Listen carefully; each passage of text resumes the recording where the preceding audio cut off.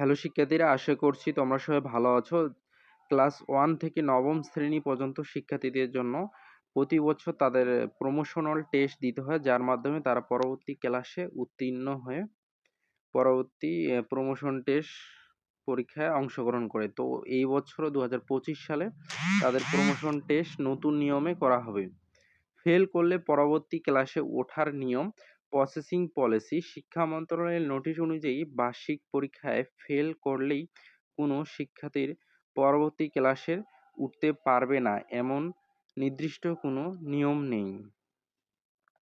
Pass fail এবং পরবর্তী ক্লাসে ওঠার বিষয়টি স্কুলের প্রধান শিক্ষক, স্কুল কর্তৃপক্ষ এবং স্কুল কমিটি বিবেচনা করবে। 1 বা 2 বিষয়ে ফেল। সাধারণত যারা 1 বা 2 বিষয়ে ফেল করবে তাদের কোনো সমস্যা হবে না এবং তারা প্রতি বছরের মতো এবারও পরবর্তী ক্লাসে ওঠার সুযোগ পাবে।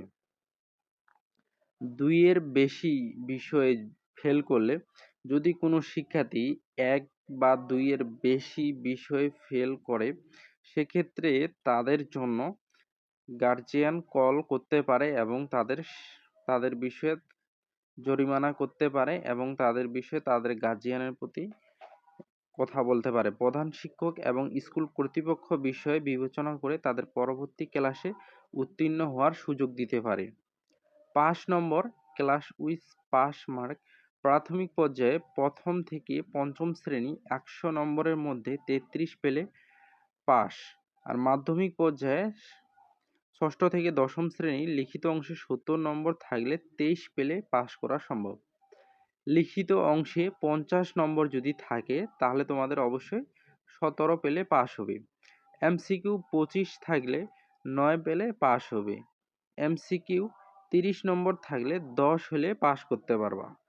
বেসরকারি স্কুলের নিয়ম। কিছু বেসরকারি স্কুলে 100 নম্বরের মধ্যে 40 পেলে পাস করার নিয়ম রয়েছে। ইংরেজি বিষয়ে পাশের নিয়ম। ষষ্ঠ থেকে অষ্টম শ্রেণী ইংরেজি প্রথম পত্রে 100 থেকে 33 এবং ইংরেজি দ্বিতীয় পত্রে 50 থেকে 17 পেলে পাস।